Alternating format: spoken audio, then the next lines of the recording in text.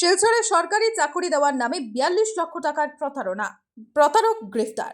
সরকারি চাকরি দেওয়ার আশ্বাস দিয়ে বহু মানুষের কাছ থেকে 42 লক্ষ টাকা আদায় করে পালিয়ে বেড়াচ্ছিল নিশীথ রঞ্জন দাস নামের এক প্রতারক।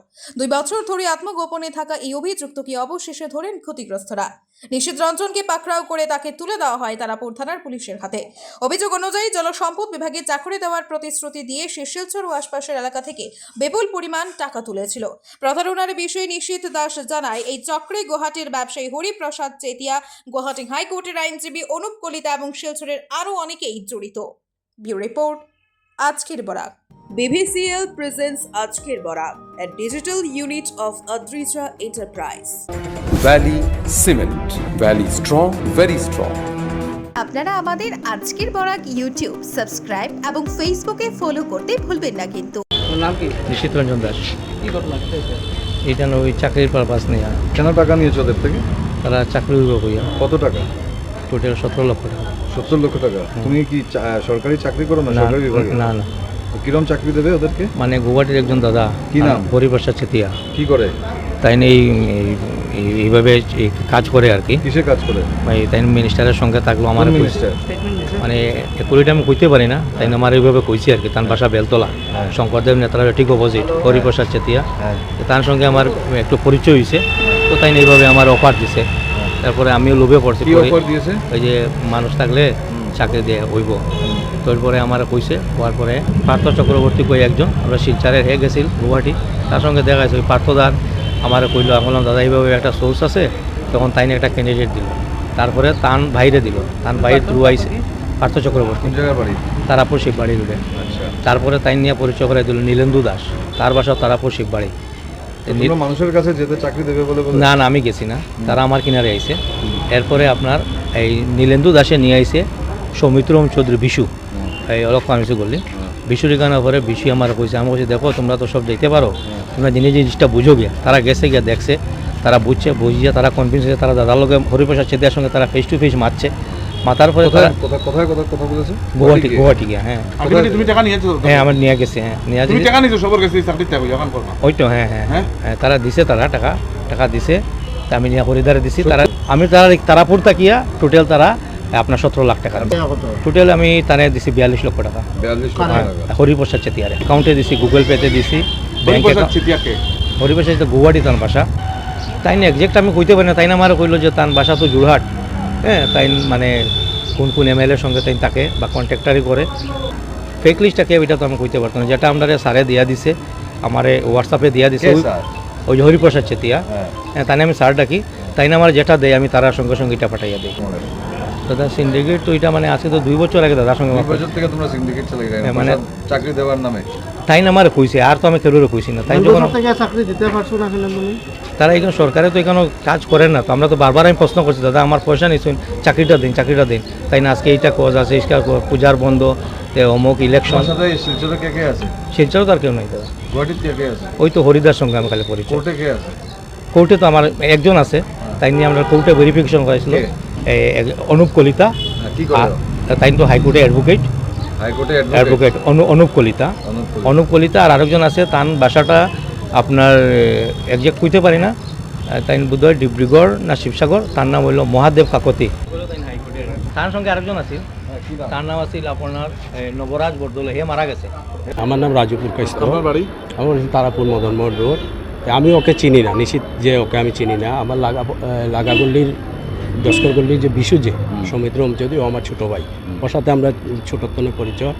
ও একদিন এসে বললো যে রাজুদা, এরকম আমরা বউ বিশু সৌমিত্র বলছে যে রাজুদা এরকম আমি আমার বউয়ের লাগে আর আমার চাকরির লাগে পয়সা দিছি, তুমি দিবাইনি বৌদির লাগিয়া। আমি পয়সা দিতে আমি তার রিক্স কি থাকো, আমি আছি, তুমি চিন্তা করিও না। ওই কথাতে মানে আমি তো তারে চিনি না, বিশুর সোর্সে আমি পয়সা দিছি। হ্যাঁ, বিশুর সোর্সে আমি তারে চিনি না। বিশুয়ে কোয়া, বিশুর লোক আমার ছোটতনের লেনদেন, আমার লাগাগল্লির। ওই সোর্সে আমি তারে পয়সা দিছি। পাট করে মোর দেন 4.5 লাখ টাকা আমার। কিরকম দিয়েছেন এটা? আমি বিশুরে দিছি অনলাইনে, বিশুয়ে ট্রান্সফার করছে ফার্স্টের দিকে। লাস্ট সব ডিটেলস আছে। আর লাস্টের দিকে একটা পেমেন্ট বোধহয় আমি তারে ডিরেক্ট অনলাইনে দিছি, আর একটা 4 লাখ টাকা, 4.5 লাখ। আর একটা পয়সা মনে হয় আমি ক্যাশ দিছি তারে। আচ্ছা। ওখানে এখন থেকে। কি চান? এখন তো আর কি তারে তো আর পাই না। কার চাকরির জন্য? আমার ওয়াইফের বয়স কত? 38। এই same water resource department? Water রিসোর্সের তো কথা কইলো, কই একবার গুয়াহাটি নিয়ে হাইকোর্টও ভেরিফিকেশন করাইছে, হাইকোর্টের ভিতরে হাইকোর্টের ভিতরে নিয়ে কিরকম ভেরিফিকেশন এই করা? সব ডকুমেন্ট লইছে, হাতের ছাপ লইছে, হুম। হাতের ছাপ লইছে, ইয়ে লইছে, লইয়া ভেরিফিকেশন করাইছে। এরপরে একদিন পেপারও দিল যে পেপারও দেখবাই। আপনারা কি কোর্টের ভিতরে গেছিলেন? হ্যাঁ ওখানে মানুষ ছিল? হ্যাঁ মানুষ আছে, ভেরিফাই করেছে? হ্যাঁ একটা রুমের ভিতরে ভেরিফাই করেছে। রুমের ভিতরে ভেরিফাই করেছে।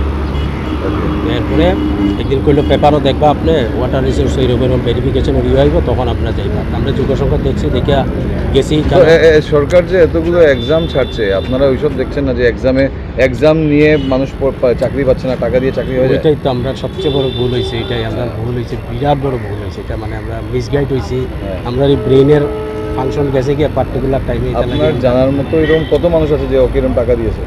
আমার জানা মতো তো তারাপুরের বিশুর থ্রোতে যে 5-6 জন এরা মানে বিশু নিয়ে গেছে ওদেরকে? ওই বিশুর থ্রোতেই তারা আইছে, তারা তো ছিল। আর তো বাকি কেউ তো আমি চিনি না সবাই। আমি বেশি এখন কি চান? ও তো কিতা পয়সাটা বাইরে যেত আর কিতা, আর আদারওয়াইজ আর কিতা। আমার নাম হলো সৌমিত্র হোম চৌধুরী। আমি তারাপুরে থাকি। আমার নাম নিয়া হের নাম হলো নিশীত রঞ্জন দাস। হে থাকে হলো মেডিকেল। তার বাবার নাম হলো দীপেন্দ্র দাস। হের বাবা কইছে মাস্টার। 2012 থেকে এইসব জিনিস করে মানুষের, ও বরাকবিলিতে মানুষের সবরে হে কিছু করে না। হে জাস্ট বরাকবিলিতে ঘুরে আর মানুষের কয় চাকরি দিব কইয়া হে পয়সা কালেক্ট করে। হে আমার তারাপুর থেকে, আমি তারাপুরে থাকি, আমার কথা কইয়া হে প্রায় 27 লাখ টাকা নিছে আজকে থেকে 3 বছর আগে। হ্যাঁ নিচে নেওয়ার পরে হেরে আমরা ধরতে পারলাম না। আমরা ধরতে খালি ডেট দে, আমরা খালি ডেট দে, মানে ডেট দিতে আলটিমেটলি আমরা এখন সুইসাইডে বাউন্ডে হয়ে গেছি গিয়া। ওখানে আমরা কী করতাম, আমরা ধরতে পারলাম না। এরা খালি ডেট দে এটা ধরা দেয় না। আপনি কত টাকা দিয়েছেন? আমি দিয়েছি 7,30,000 টাকা। জন্য? ও বলেছে চাকরির জন্য। আমি চাকরির লাগি দিতাম। কি চাকরি? হ্যাঁ গভর্নমেন্ট চাকরি। গভর্নমেন্ট চাকরি? ওয়াটার রিসোর্স ডিপার্টমেন্টে। হ্যাঁ চাকরি দেবে? হ্যাঁ চাকরি দেবে। ওটার জন্য আপনার থেকে টাকা নিয়েছে? হ্যাঁ আমার কাছ থেকে টাকা নিয়েছে। কি বলেছে? ও প্রথমে এসে আমার বাড়ি, মানে আমার বাড়িতে এসছে, এসে বলেছে যে আমার এখানে আমার একটা সার্ভিসিং সেন্টার ছিল, গাড়ি ওয়াশিং। এখানে ও গাড়ি ধুয়েছে। তখন গাড়ি ধোয়ানোর পরে আমাকে বলো যে তুমি কি করো? আমি না আমার তো সার্ভিসিং সেন্টার, গভর্নমেন্ট চাকরি করবে নাকি? আমি থাকলে যদি হয় তো করবো। তখন আমাকে বলেছে আচ্ছা ঠিক আছে, তো তুমি, আমি বললাম কেন কীরকম হবে? বলেছে 7 হবে গভর্নমেন্ট চাকরি ওয়াটার রিসোর্স ডিপার্টমেন্টে। আমি আচ্ছা ঠিক আছে যদি হয় তো দাও। এটা 2022-এ। হ্যাঁ 2022 থেকে ও পয়সা নিয়েছে আমার কাছ থেকে 7,30,000 টাকা।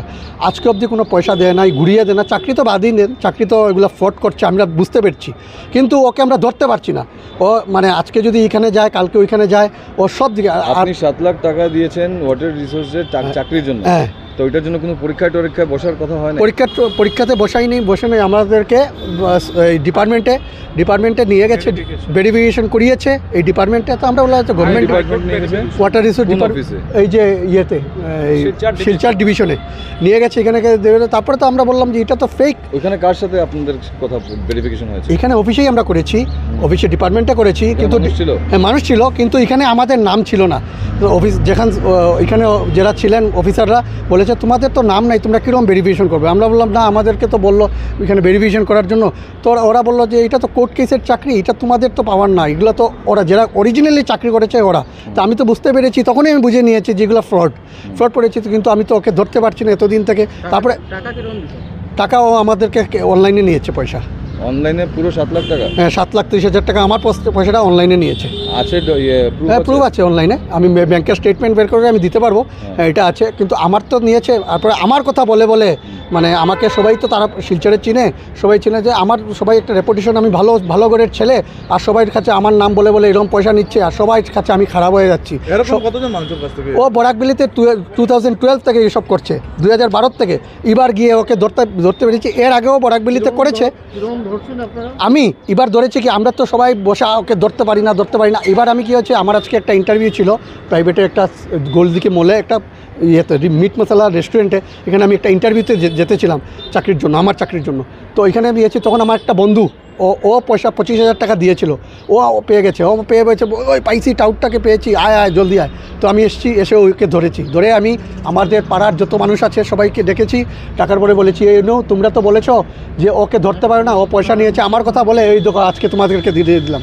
তারপর ওকে আমরা এখান থেকে বলে পুলিশকে থানায় এনেছি, এনে ওকে বললাম যে তুমি এখন আমাদেরকে পয়সা দাও, আমাদের চাকরি লাগবে না, আমরা ঠেলা চালিয়ে খাবো, রিক্সা চালিয়ে খাবো, কেউ খায় না নাকি, গরিব মানুষ আমরা দিনমজুরি মানুষ। ওকে এফআইআর এখন আমরা দেবো, এখনও দেই নাই, এখন জাস্ট দেবো আমরা এফআইআর।